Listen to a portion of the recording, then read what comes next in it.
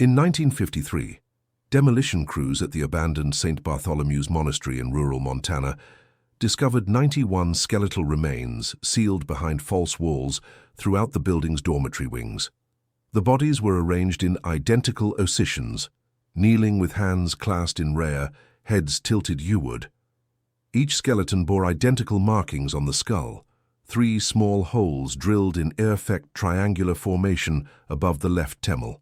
Medical examiners noted that bone density suggested the victims had been severely malnourished for extended periods before. Most disturbing was the discovery that the walls had been sealed from the outside, traying the victims within their makeshift tombs. Chapter 1. The Reputation of the Institution St. Bartholomew's Monastery of the Silent Order stood as a beacon of spiritual devotion in the remote valleys of northwestern Montana for over 70 years.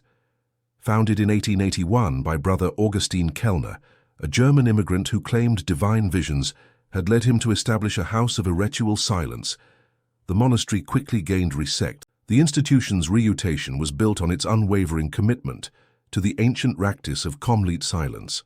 Brothers took vows never to speak again, communicating only through prescribed hand gestures and written notes when absolutely necessary. Local news airs regularly featured stories about the monastery's charitable works and agricultural innovations. Brother Augustine's vision attracted men from across the continent. The monastery's records, maintained in meticulous detail until 1952, show that 347 men entered the order between 1881 and 1950. The institution became self-sufficient through wheat farming, livestock breeding, and the reduction of religious artifacts sold to churches throughout. The Silent Order's agricultural techniques were revolutionary for the They developed drought-resistant wheat strains that healed surrounding farms, survive harsh Montana winters. Local farmers regularly consulted with the brothers through written correspondence, as their expertise in crow rotation and soil management was unmatched in the territory. State officials raised the monastery's contributions to Montana's development. Governor Samuel Crawford wrote in 1923 that St. Bartholomew's represented the finest example of Christian dedication and practical wisdom in our great state. The monastery received federal recognition in 1925 for its agricultural innovations during the post-war Reconstruction period. The institution's physical structure reflected its spiritual ethos. The main building, constructed from local granite, featured thick walls designed to muffle any accidental sounds. Corridors were lined with soft materials to prevent footsteps from echoing. The chail, with its soaring ceilings and stained glass windows imported from Germany, could accommodate over 200 worshippers in complete silence. Visitors often remarked on the profound peace that permeated the monastery grounds. Father Michael O'Brien, a Catholic priest from Billings, wrote in 1934, "The silence at St. Bartholomew's is not merely the absence of sound, but a resonance unto itself, a manifestation of the divine that touches the soul." Such testimonials appeared regularly in regional Catholic publications. The monastery's library contained over 8,000 volumes, including rare manuscripts and theological texts. Scholars from universities across the country requested access to the collection, which Brother Augustine had carefully assembled over decades. The library served as a center of learning for theological students and historians studying medieval monasticism. Brother Augustine's Urshi style emphasized absolute obedience and spiritual discipline. Former novices who left the order before taking final vows described him as a man of intense spiritual focus, who demanded total commitment from his followers. Those who remained spoke of his wisdom and guidance through written testimonials that were shared with potential recruits. The monastery's daily routine followed ancient Benedictine traditions, dated for silence. Brothers rose at 4 a.m. for private prayer, worked in the fields and workshops until evening, and retired at 8 m. Meals were taken in the refectory, without any sound except the gentle scraping of utensils against laths. The order's isolation served multiple purposes. Located 40 miles from the nearest town, St. Bartholomew's provided an environment completely removed from worldly distractions. This isolation also meant that the monastery operated with minimal outside oversight, relying on its reputation and the trust of local communities. Financial records from the period show that the monastery was remarkably rosarous. Annual donations from wealthy benefactors, combined with agricultural refits, allowed the institution to expand its facilities regularly.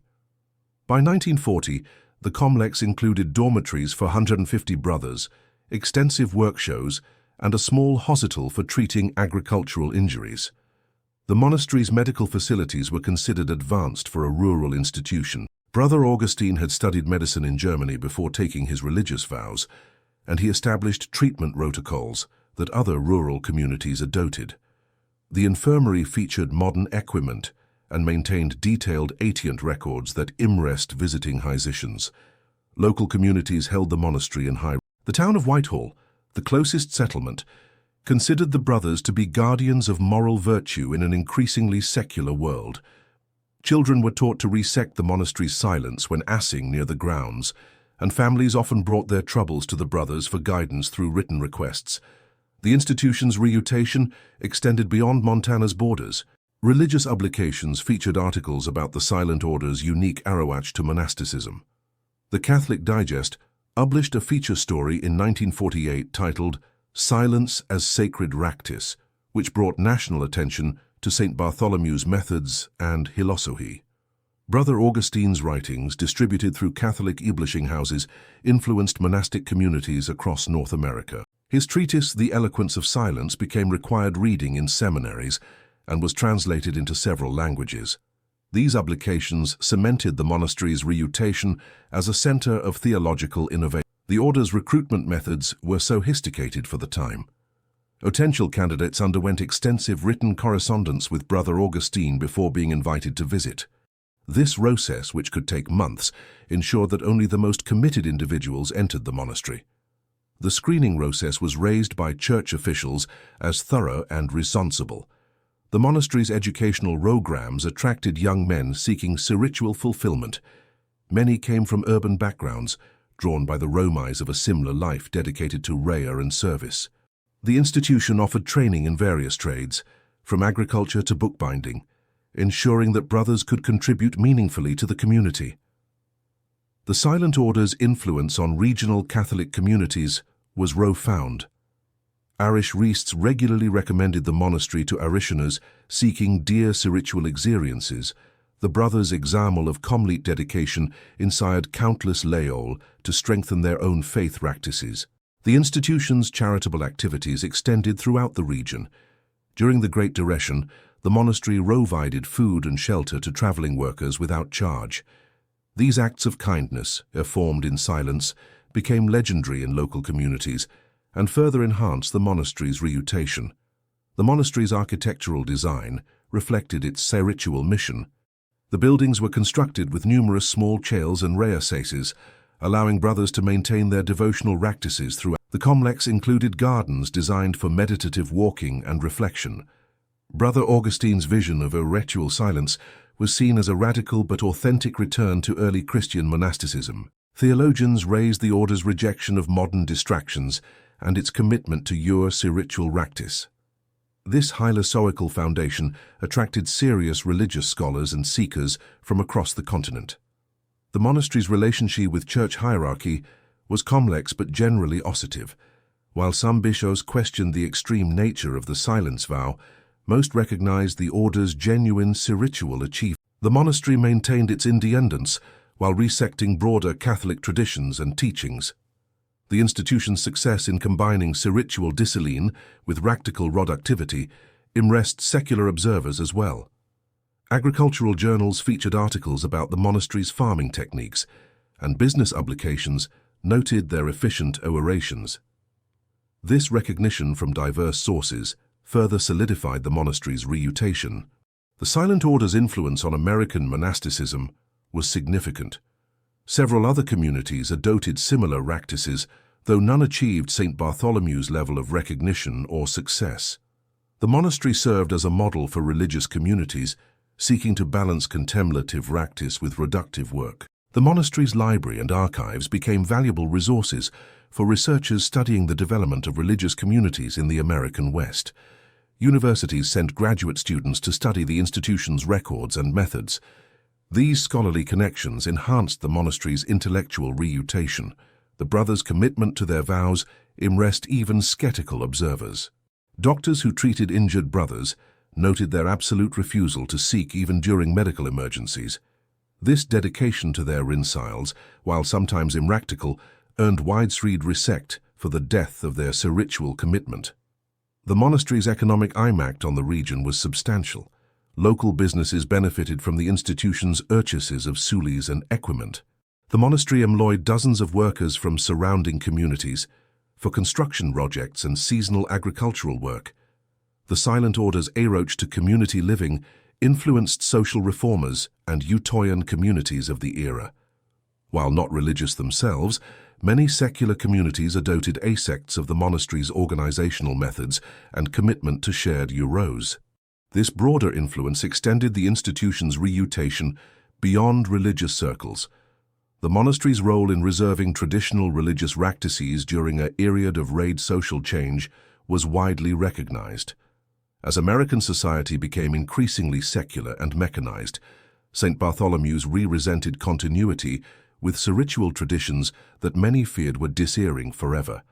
By 1950, St. Bartholomew's Monastery stood as one of the most respected religious institutions in the Americas. Its reputation for spiritual discipline, agricultural innovation, and charitable service seemed unshakable.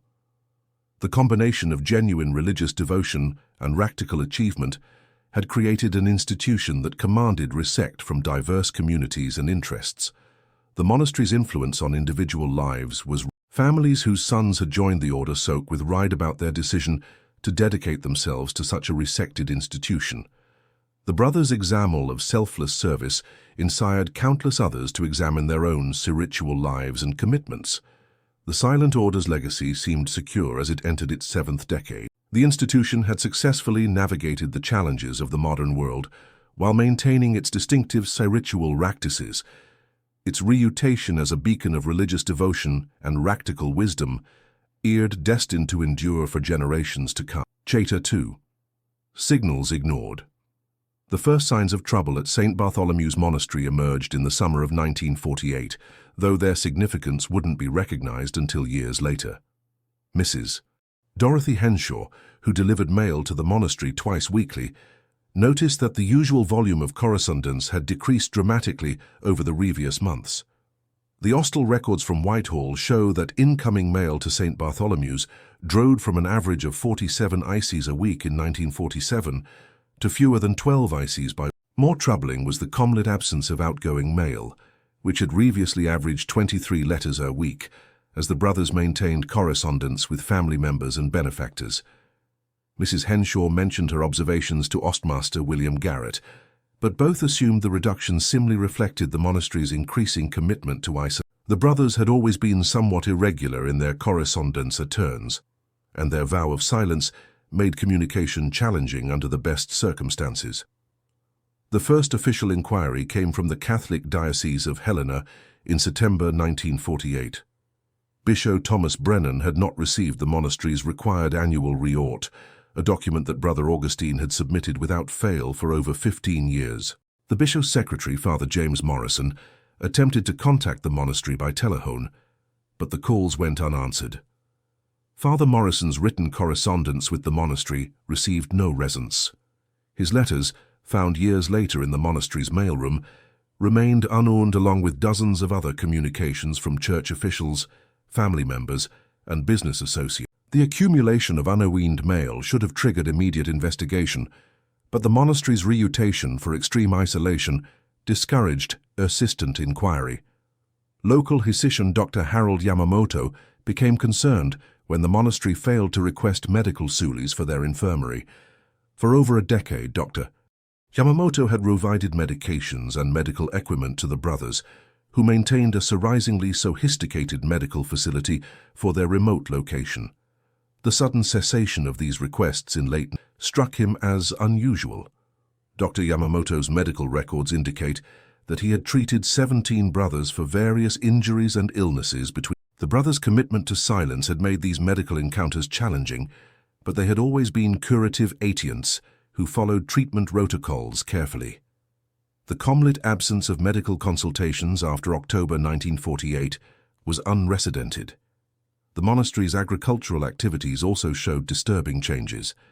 Henry Kowalski, who orated the grain elevator in Whitehall, noticed that St. Bartholomew's failed to deliver their usual fall harvest in 1948. The brothers had been reliable souliers for over 20 years, and their absence from the grain market left a significant GA in local agricultural commerce. Kowalski drove to the monastery in November 1948 to inquire about the missing grain delivery. He found the gates locked and no response to his calls. The fields yeared unharvested, with wheat stalks brown and rotting in the fields. This sight was particularly shocking, given the brothers' reputation for meticulous agricultural practices. The monastery's souliers began reorting unaid bills and cancelled orders. Eaterson Hardware in Whitehall had provided tools and equipment to the brothers for over 30 years. Owner Carl Eaterson noted that several orders laced in early 1948 had never been collected, and the monastery's account, previously aid promptly, had fallen into arrears. Eaterson's records show that the monastery owed $847 by December 1948, a substantial sum for the time. More concerning was the nature of the uncollected orders, which included heavy-duty locks, chains, and construction materials that seemed inconsistent with the monastery's usual purchases of agricultural soulies and basic maintenance equipment. Banking records from First National Bank of Helena reveal that the monastery's accounts showed unusual activity in the months in lieu to their disappearance from public view. Large cash withdrawals, totaling over $3,000 between June and September 1948, deleted accounts that had maintained steady balances for decades.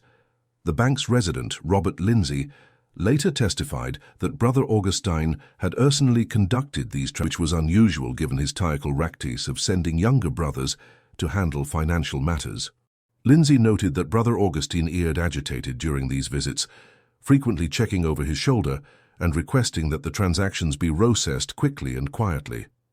School officials in Whitehall noticed that the monastery had failed to provide their annual donation to the town's education. This contribution, typically $200, had thwarted the local school district since Rincial Margaret Ellis attempted to contact the brothers about the missing donation, but received no response to her letters. The monastery's charitable activities, which had been a cornerstone of their community reputation, ceased entirely during this period. The weekly distribution of food to traveling workers, a practice maintained even during the worst years of the Great Depression, stowed without explanation. Local residents who had relied on this assistance found themselves without support. Mrs. Ruth Blackwood, whose family had received assistance from the monastery during her husband's illness, attempted to visit the brothers in December 1948 to express her gratitude for their. She found the main gate secured with new heavy chains and a sign warning against trespassing. This aggressive barrier was unprecedented in the monastery's history of welcoming visitors. The monastery's traditional Christmas Eve bell-ringing ceremony, which had marked the holiday for the local community since 1883, failed to occur in 1948. Families gathered near the monastery grounds as they had for generations, but the expected chimes never sounded. The silence was unsettling for a community that had organized their holiday celebrations around this annual tradition. Local rancher Thomas MacDonald reported seeing unusual activity at the monastery during late-night hours in the fall of 1948.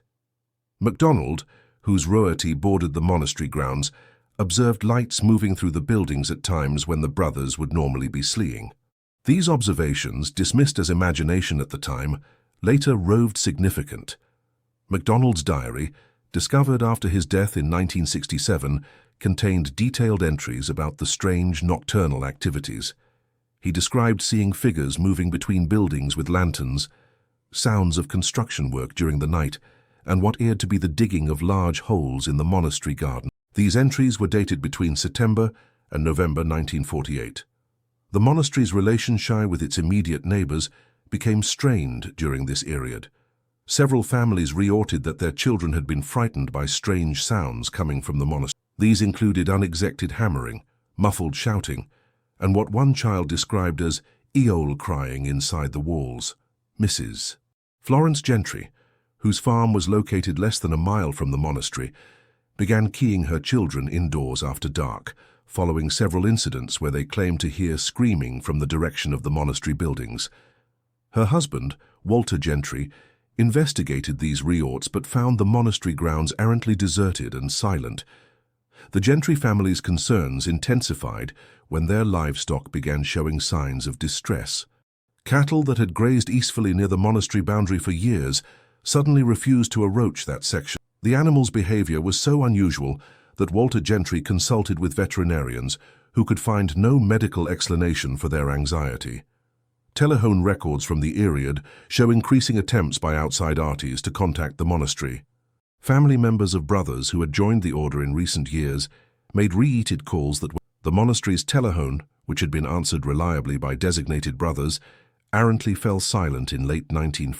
Mrs. Catherine Mueller, whose son Frederick had entered the monastery in 19, became increasingly concerned about the lack of communication. Frederick had maintained regular correspondence with his family, sending brief written updates about his spiritual progress and requesting their prayers. These letters, stowed abruptly in September 1940. Mrs. Mueller's attempts to visit her son were frustrated by the locked gates and errant absence of any brothers willing to receive visitors. Her letters to church authorities requesting assistance in contacting Frederick received elite but unhelpful resonances, suggesting that such isolation was normal for contemplative religious communities. The monastery's isolation became more renounced as winter approached. Snow removal, which had always been maintained on the access road to allow for emergency services and essential deliveries, was neglected. By January 1949, the road to St. Bartholomew's had become impassable except on foot or horseback. Local authorities began receiving more frequent inquiries about the monastery's status. Sheriff Robert Hayes of Madison County fielded calls from concerned family members, creditors, and church officials seeking information about the brothers' welfare. Hayes, reluctant to interfere with religious communities, limited his presence to occasional drives at the monastery gates. Sheriff Hayes's incident reports from this area document his growing concern about the situation. His notes describe the monastery grounds as airing, abandoned and desolate, with no signs of human activity, despite the presence of numerous brothers who were presumably still in residence. The contrast with the monastery's previously active and reductive errants was stark. The regional Catholic hierarchy faced increasing pressure to investigate the monastery's situation. Letters from concerned parishioners, worried family members, and confused business associates accumulated in diocesan offices. However, the monastery's legal independence and reputation for extreme isolation made church officials hesitant to intervene without clear evidence of wrongdoing. Father Morrison's final attempt to contact the monastery came in March 1940 when he travelled personally to St. Bartholomew's with a letter from Bishop Brennan demanding an immediate response to diocesan inquiries. He found the gates locked and no response to his calls. His report described an atmosphere of abandonment and unnatural silence that differed qualitatively from the monastery's traditional quiet. The spring of 1949 brought no improvement in the monastery's communication with the outside world. Agricultural souliers reared for the monastery's usual string orders, but no requests came.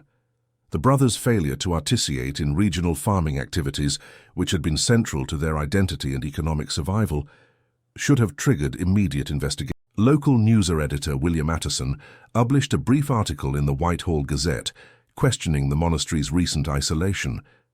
The article, titled "Silent Brothers Grow Even Quieter," raised gentle concerns about the welfare of the religious community, but avoided suggesting any serious problems.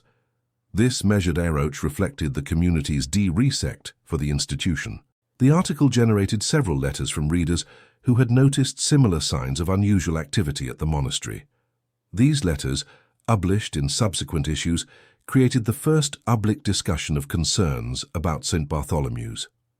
However, the conversation remained respectful and cautious, reflecting the monastery's strong reputation and the community's reluctance to question religious authority. By the summer of 1949, the accumulation of unusual signs had created a turn that should have demanded official investigation.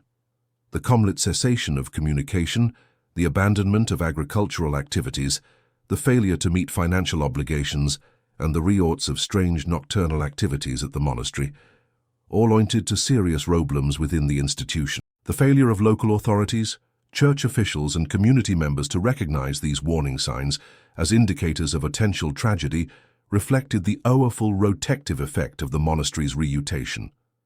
The institution's decades of exemplary service and spiritual dedication had created a shield of respect that deflected scrutiny even when clear signs of trouble emerged. The brothers' commitment to silence, which had been their distinguishing characteristic and source of spiritual strength, now worked against them. Their inability to communicate distress or call for help meant that whatever was happening within the monastery walls remained hidden from the outside world. The very isolation that had enabled their spiritual practice now concealed their faith. The warning signs that emerged between 1948 and painted a clear picture of an institution in crisis. However, the combination of respectful distance, institutional reputation, and the brothers' own silence created a perfect storm of neglect that allowed whatever was happening at St. Bartholomew's to undetected and unchecked. Chapter 3. The Horror Revealed. The truth about St. Bartholomew's Monastery began to emerge on March 15, 1950, when demolition crews arrived to clear the abandoned buildings for a Roosed State Highway project. What they discovered within the monastery walls would become one of the most disturbing cases of use in American religious history. Foreman Jake Russell's crew had been contracted to demolish the buildings after the state acquired the royalty through eminent domain proceedings. The monastery had been legally declared abandoned after 3 years of complete silence from the religious community. Russell executed a routine demolition job of EMTI religious buildings. The first discovery came when workers began removing interior walls in the dormitory wing. Behind a section of false wall, construction worker Eddie Kowalski found a small chamber containing human remains. The skeleton was positioned in a kneeling posture, with hands placed as if in prayer. The discovery halted all demolition work immediately. Russell's incident report, filed with Madison County Sheriff's Department, described finding what appeared to be a deliberately constructed tomb within the monastery walls. The chamber was approximately 4 feet high, 3 feet wide, and 6 feet deep, barely large enough to contain a human body in a kneeling position. Sheriff Hayes arrived at the scene within hours and immediately recognized the magnitude of His preliminary examination revealed that the chamber had been sealed from the outside with fresh mortar and last. The victim had been entombed alive, with no possibility of escape from the crammed safe. Dr. Sarah Chen, the state medical examiner called to investigate, found evidence of prolonged malnutrition in the skeletal remains. Bone density analysis indicated that the victim had been severely undernourished for an extended period before death. Scratch marks on the interior walls suggested desperate attempts to escape the sealed chamber. The discovery of the first body prompted a comprehensive search of the entire monastery complex. Over the following 2 weeks, investigators found 90 additional human remains concealed within false walls, sealed rooms, and hidden chambers throughout the dormitory buildings. Each body was positioned identically, kneeling in prayer with hands clasped. The systematic nature of the discoveries horrified the investigative team. The bodies were found in chambers that had been specifically constructed for entombment. Building plans discovered in Brother Augustine's office showed detailed architectural modifications designed to create these hidden spaces throughout the monastery complex. Dr. Chen's preliminary examination of the remains revealed disturbing patterns of violence and dereliction. Every skull bore 3 small holes drilled in identical triangles above the left temple. The holes were made with surgical precision, suggesting medical knowledge and specialized equipment. The use of these holes remained a mystery. The medical examiner's report documented evidence of systematic starvation among the victims. Bone analysis showed regressive malnutrition over periods ranging from several months to over a year. The brothers had been deliberately starved while imprisoned within their deaths drawn out over extended periods of suffering. Montana State Police Detective Frank Morrison led the criminal investigation that followed the discovery of the bodies. Morrison's team found extensive documentation of the monastery's final years hidden in Brother. These records revealed a systematic campaign of imprisonment, torture, and murder carried out under the guise of religious discipline.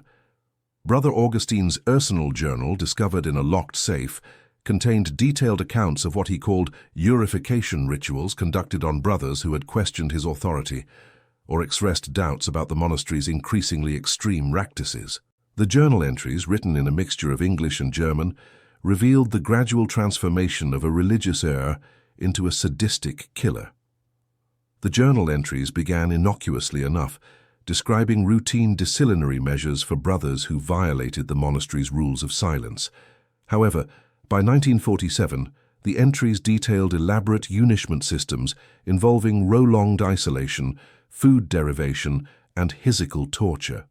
Brother Augustine justified these practices as necessary for the spiritual purification of wayward. One particularly disturbing journal entry from September 1948 described the purification chamber system that Augustine had developed.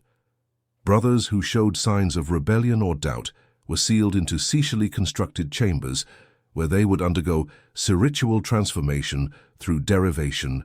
The chambers were designed to be escape-proof and soundproof. The journal revealed that Brother Augustine had recruited a small group of devoted followers to assist in implementing his purification system.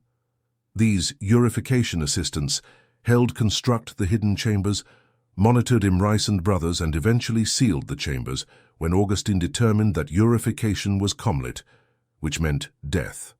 Detective Morrison's investigation uncovered financial records showing that Brother Augustine had been systematically stealing from the monastery's accounts to fund his construction projects.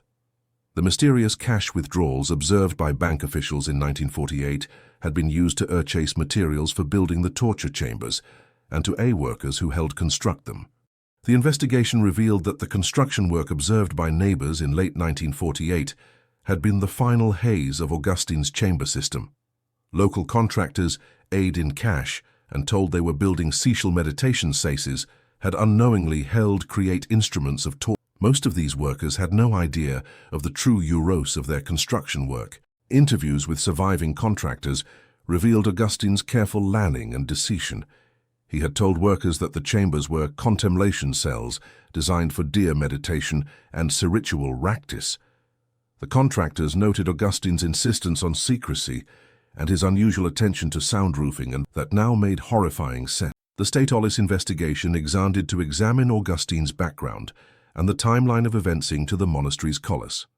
Records showed that Augustine had exhibited increasingly erratic behavior following the death of his mentor, Brother Thomas Kruger, in 19. Kruger had apparently served as a moderating influence on Medical records discovered in the monastery's infirmary revealed that Augustine had been self-administering various medications, including morphine and other opiates, in the months before the murders began.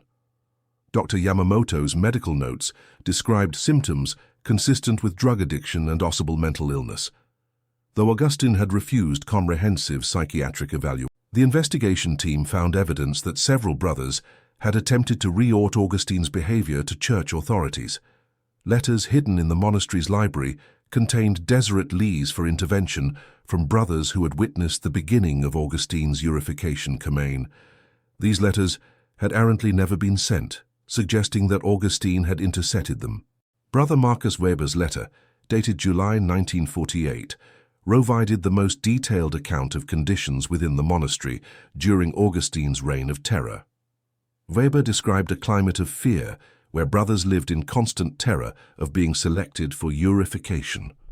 The letter detailed how Augustine used the monastery's vow of silence to prevent brothers from communicating about the horrors they witnessed. Weber's letter described the gradual disappearance of brothers who had questioned Augustine's increasingly bizarre interpretations of religious doctrine. These brothers were told they were being sent to special contemplation, but were never seen again. Weber realized that his own letter writing had been discovered and expected to be selected for purification himself. The monastery's medical records revealed that Augustine had been conducting unauthorized medical experiments on brothers before their deaths. The 3 holes drilled in each victim's skull were part of a primitive lobotomy procedure that Augustine had apparently taught himself from medical textbooks. The euros seemed to be to create compliant, brain-damaged victims. Dr. Chen's detailed examination of the skulls confirmed that the drilling had been performed while the victims were still alive. Tool marks indicated the use of a manual drill, and bone-healing returns showed that some victims had survived the procedure for weeks or months before. The lobotomy attempts appeared to be crude experiments rather than genuine medical. The investigation uncovered Augustine's correspondence with European medical researchers who had conducted similar experiments during the war. These letters, hidden in the monastery's library, revealed Augustine's fascination with procedures designed to eliminate free will and create a factly obedient. He viewed his experiments as advancing both science and spiritual discipline. Heresical evidence found in Augustine's chambers included medical instruments, drilling equipment, and detailed anatomical drawings showing the skull perforation techniques. Augustine had apparently spent considerable time studying human anatomy and practicing his procedures on animal subjects before moving to human. The timeline constructed by investigators showed that the murders had accelerated rapidly during the final months of the monastery's operation. The last entries in Augustine's journal described a frenzy of purification activities as he attempted to cleanse the entire community before some anticipated divine event. The journal suggested Augustine believed his actions would earn him special recognition from God. The investigation revealed that Augustine had planned to expand his purification system to include the local community. Lands found in his office detailed strategies for recruiting new victims from surrounding towns and farms. Augustine ardently believed that his successful techniques should be allied to purify the entire region of spiritual corruption. The fate of Augustine himself remained a mystery. His body was not found among the victims, and evidence suggested he had fled the monastery sometime in late 1948 or early 1940. Personal belongings and money were missing from his chambers, indicating a land departure rather than death or suicide. FBI involvement in the case began when evidence suggested Augustine might have crossed state lines during his escape. Federal agents found records indicating Augustine had maintained contacts with similar religious communities in other states. The possibility that he had his activities elsewhere prompted a nationwide investigation. The federal investigation revealed that Augustine had been corresponding with ERs of isolated religious communities across the western United States. These letters discussed techniques for maintaining discipline and eliminating dissent within religious communities. Several of these communities reported having implemented similar purification practices. The scope of Augustine's influence became apparent as investigators examined the broader network of correspondence and contacts. At least 12 other religious communities had received detailed instructions from Augustine about constructing isolation chambers and implementing regressive punishment systems. The full extent of his influence on American religious communities would never be fully determined. The psychological profile developed by FBI behavioral analysts described Augustine as a charismatic seer who had gradually developed grandiose delusions about his religious mission and divine authority. His transformation from resected spiritual seer to mass murderer, eared to follow a turn common among cultists who become isolated from external oversight and accountability. The investigation concluded that at least 91 brothers had been murdered at St. Bartholomew's Monastery between 1947 and 1940. The victims ranged in age from 19 to 73, representing nearly the entire population of the religious community. Only Augustine and his core crew of assistants had survived the purification campaign. Outs remained unknown. The medical examiner's final report documented the systematic nature of the torture and murder. The evidence showed that victims had been carefully selected based on their perceived spiritual defects or resistance to Augustine's authority.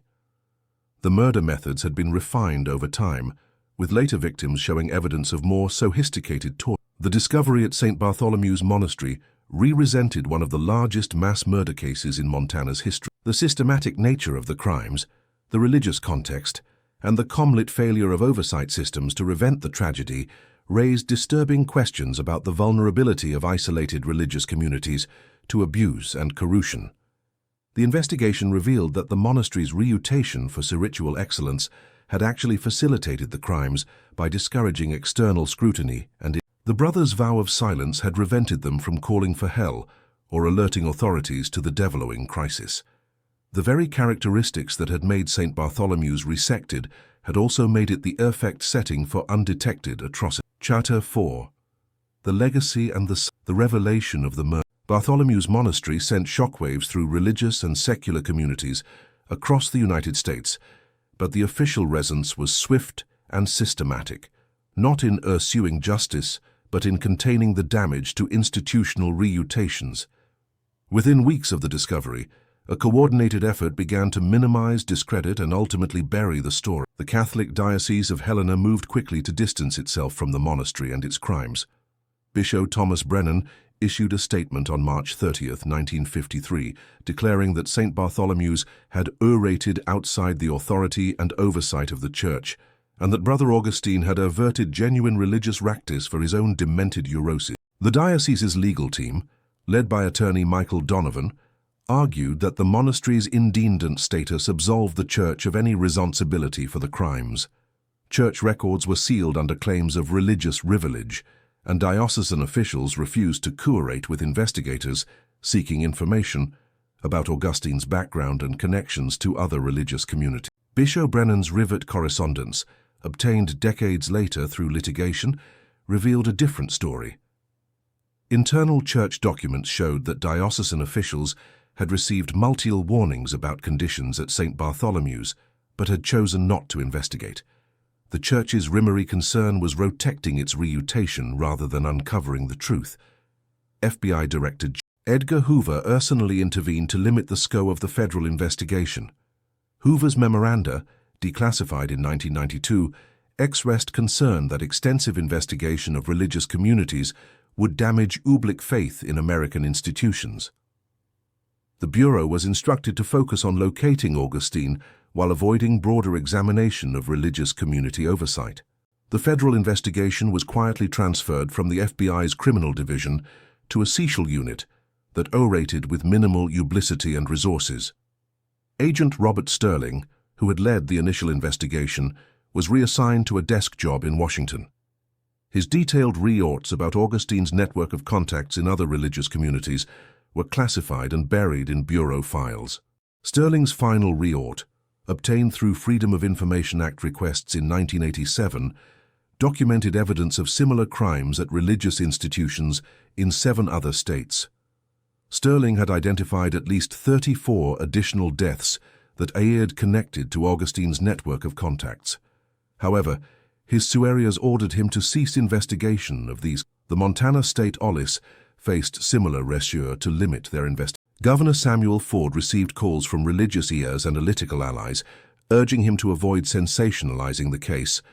The governor's office issued directives emphasizing the need for measured and appropriate response that would not damage Montana's reputation or discourage religious communities.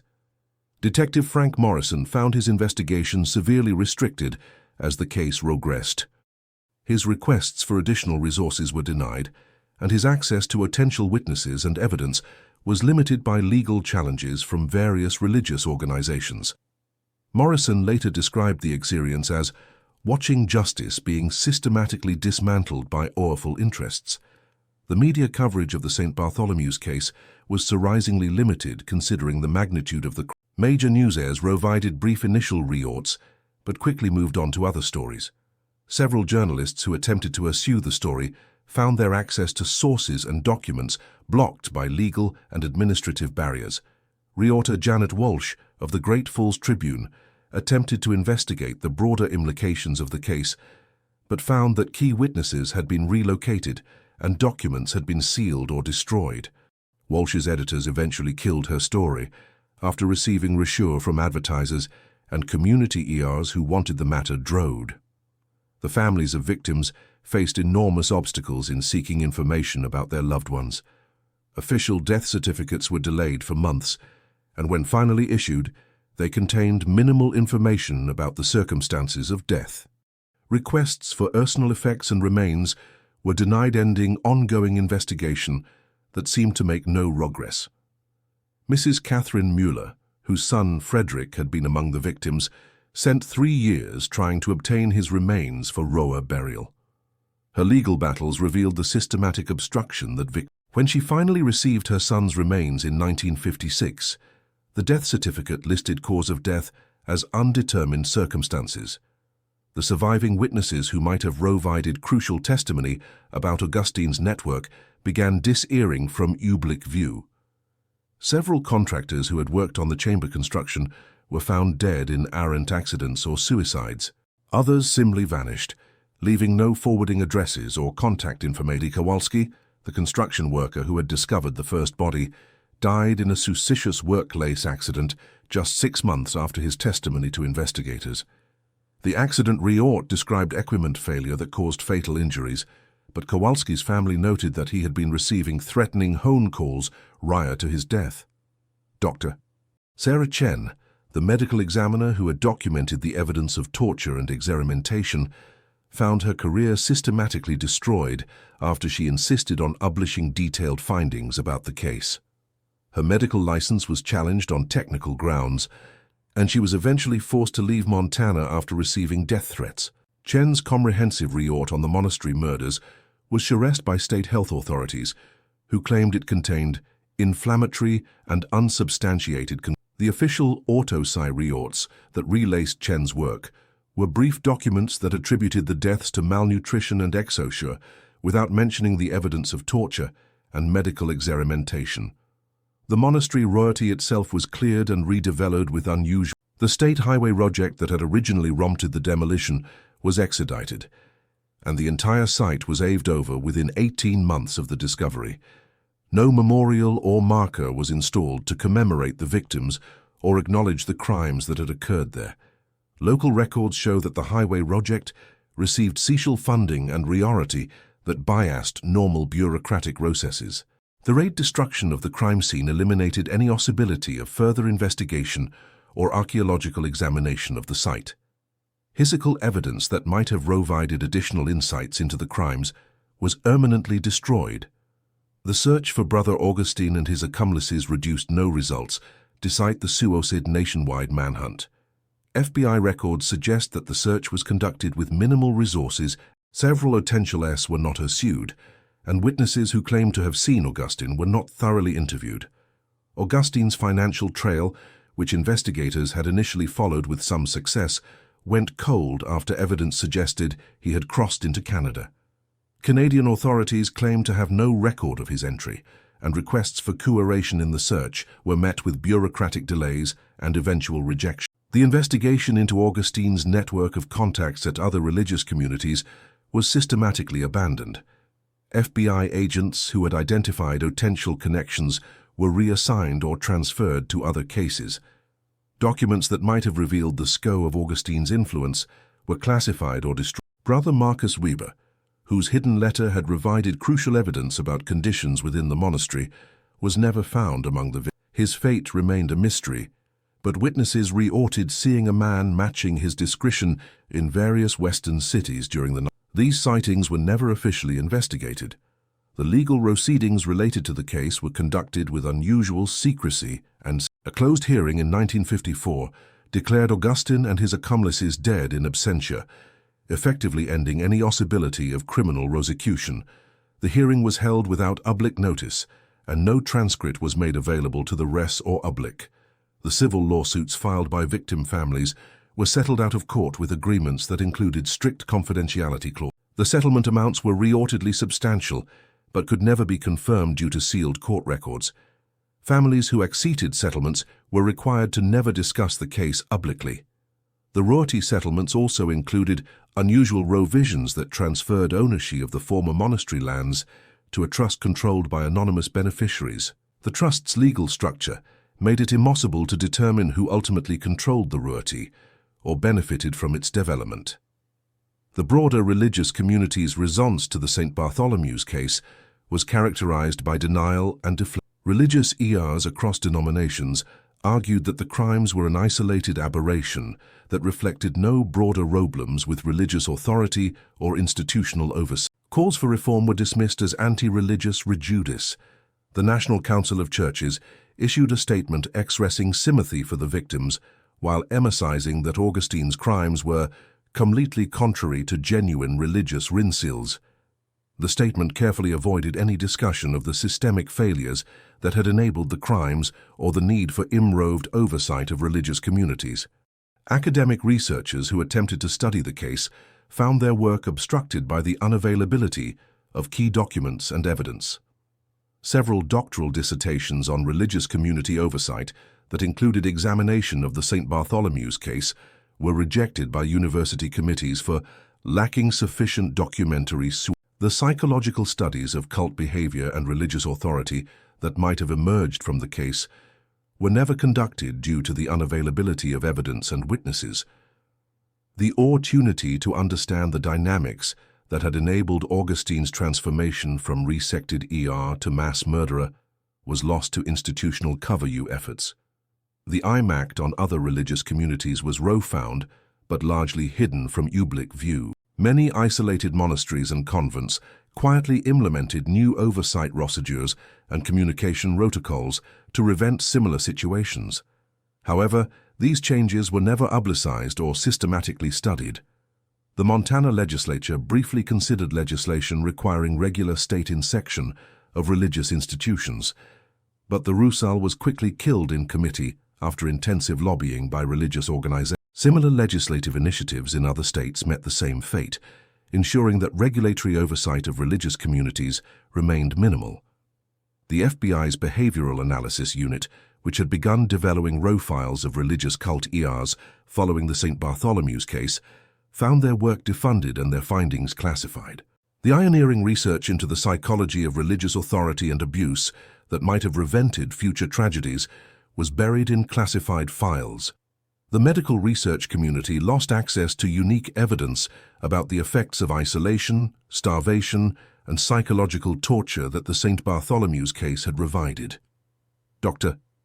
Chen's detailed documentation of systematic abuse could have advanced understanding of trauma and recovery, but the suppression of her work eliminated this. By 1960, the St. Bartholomew's Monastery case had effectively disappeared from public consciousness. News-air archives were urged of detailed reports, court records remained sealed, and official documents were classified or the systematic erasure of evidence ensured that future researchers would find little trace of the crimes. The few journalists and investigators who dared to pursue the story found themselves marginalized and discredited. Their credibility was attacked through wiser commands and legal challenges that eventually forced them to abandon their work or face financial ruin. The conspiracy of silence around the case became self-reinforcing. The legacy of St. Bartholomew's Monastery was one of institutional failure at every level. Religious authorities, law enforcement agencies, government officials, and the media had all chosen to prioritize institutional protection over justice and truth. The victims' sacrifice had been compounded by the betrayal of the very systems that should have protected them. The families of the victims carried their grief and anger in silence, bound by legal agreements and social ritual to avoid discussing their losses. The children and grandchildren of the murdered brothers grew in knowing that their loved ones had died horribly, but were forbidden to seek public acknowledgement or justice. The broader community of Whitehall and surrounding areas developed a collective amnesia about the monastery and its crimes. Local histories omitted any mention of St. Bartholomew's, and long-time residents would change the subject when asked about the monastery. The conspiracy of silence became a community ethology. The site of the monastery, now covered by Interstate 90, shows no trace of the horrors that occurred there. Thousands of travelers pass over the location daily, unaware that they are crossing a mass grave. The anonymity of the site reflects the systematic erasure of the victims' memory and the crimes committed against them. The search for Brother Augustine S. so radically even today, though he would now be well over 100 years old. Occasional reports lace him in various religious communities across the Americas, but these sightings are never officially investigated. The failure to capture Augustine remains a symbol of the justice system's abandonment of the victims. The institutional legacy of the case is perhaps most disturbing in what did not change. Religious communities to orate with minimal oversight, isolated from external scrutiny and accountability. The systemic failures that enabled the St. Bartholomew's murders remain largely unaddressed, creating conditions where similar tragedies could occur again. The silence surrounding St. Bartholomew's Monastery has become its most enduring feature, just as the brothers once maintained vows of silence that prevented them from. The institutional conspiracy of silence has prevented their story from serving as a warning to future generations. The dead remain voiceless and their killers remain free. If this story reached you, if you stayed until the end, It's because something inside you knows that these hidden truths matter, that somewhere, in forgotten laces, terrible things hanged that the world chose to forget. Leave a comment with the city you're watching from. We want to see how far these buried stories can travel, how many Eol are ready to remember what others tried to erase. And subscribe to this channel, because there are more cases like this one. More institutions that wore masks of resectability while horror festered behind their walls. More stories that Oaful Eol Hode would stay buried forever. We refuse to let them stay silent.